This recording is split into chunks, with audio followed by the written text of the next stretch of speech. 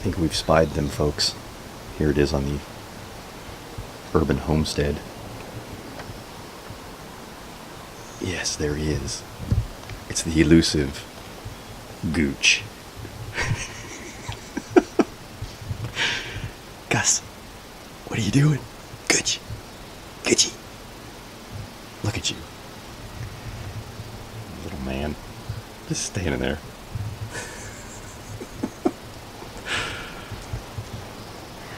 There's Edgar. Grr. And there's Benny. Those are our 3 pugs that we have. Where's he going, Benny?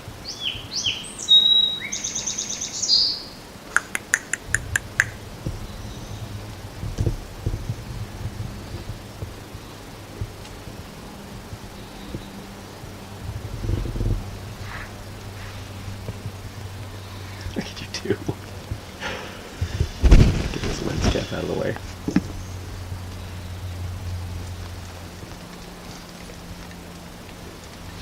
It's 4th of July weekend, 2017.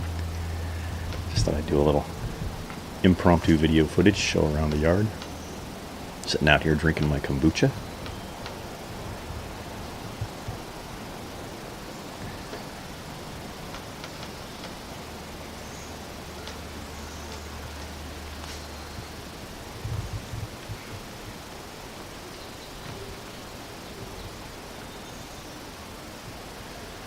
The clover is really filled in nicely. You can see some of the white Dutch clover from last year is starting to bloom.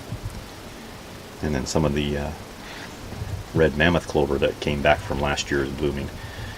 Because I'm pretty sure, I remember reading that clover is a biennial. Is that it doesn't seed its first year of growth.